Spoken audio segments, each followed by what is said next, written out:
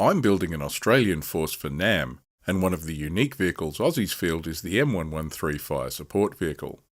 This is an M113 armoured personnel carrier fitted with the 76mm armed turret taken from a Saladin armoured car. The Battlefront Fsv Kit is a blister pack with 2 resin turrets and hull tops.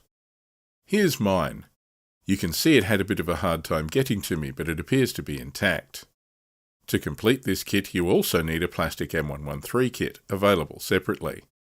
The parts in the blister replace some of the plastic M113 parts to build the FSV. Note that the blister doesn't include any unit cards for the FSV. These are available in the ANZAC card pack for NAM, available separately. Here's the content of the blister. Along with the resin turrets and hull tops, there are metal parts for the gun, hatches and commander figures. The resin parts are a little softer than plastic parts and lines aren't as crisp. The fit of the resin upper hull with the plastic parts is terrible, and this part is anything but flat. A bit of filing and filling will need to be done here.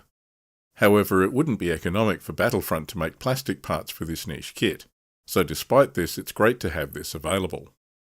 Let's talk a bit about the fire support vehicle. Australia deployed M113 APCs to Vietnam in 1965 to support the infantry of the 1st Australian Task Force. The M113s provided infantry transport, but also acted as cavalry with a strong reconnaissance role.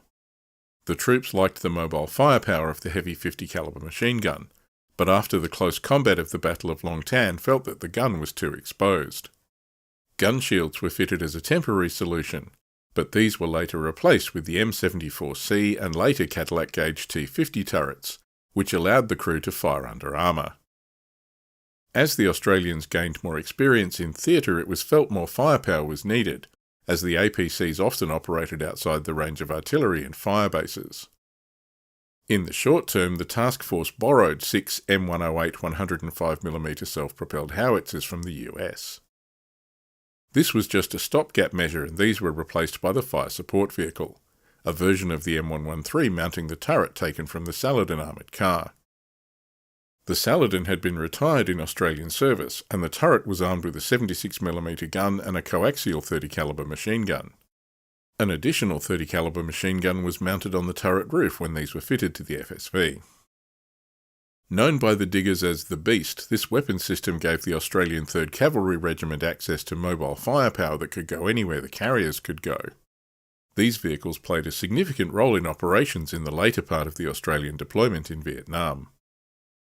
If we have a look at the M113 Cavalry Troop Force diagram in the rulebook, FSVs are available as a support option. You can take either the M108 Fire Support Platoon or the M113 FSV Fire Support Platoon. This is the only list that fields fire support vehicles. You can get 2 FSVs for 5 points, 3 for 7 points, or 4 for 9 points.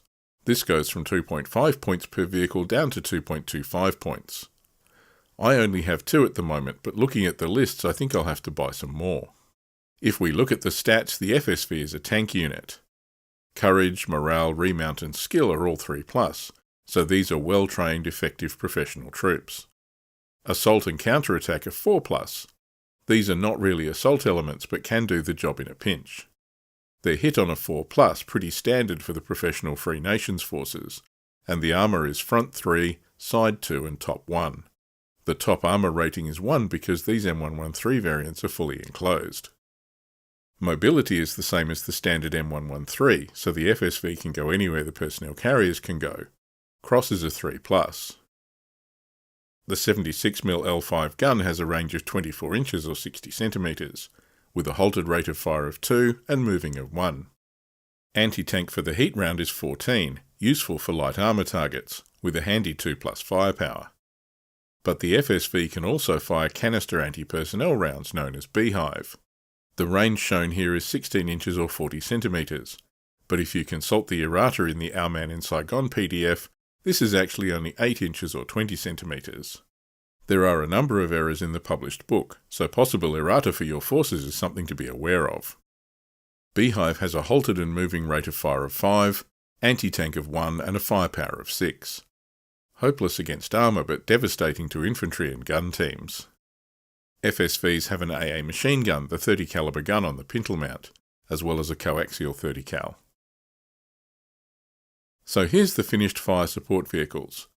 You can see the fit of the resin hull parts is disappointing, and it took a lot of time to get this positioned. The resin hulls are warped and a bit short and narrow. I actually cut out a section of the plastic mortar carrier hull to glue over the rear ramp, to cover the fact that the part on the resin hull is too short. There was a large enough gap on one side of the hull I used stripped styrene to fill it. The gaps on the other one will need to be filled with putty and sanded before painting. I thought I'd show you how they come up. I've filled and sanded the hulls and undercoated the vehicles. You can see with a bit of care the hulls are much improved. These are now ready for painting. If you have an ANZAC force, the FSV can provide some useful firepower to support your infantry and cavalry APCs in Vietnam, and it's good to have this available. As I said, I ordered these during the NAM introduction sale, but I should probably order 2 more. I've been reading Ian Mackay and Graham Nicholas's book Jungle Tracks, which tells the story of the Royal Australian Armoured Corps in Vietnam. It's hard to source in hard copy but still available as an ebook on Kindle. It's definitely worth a read.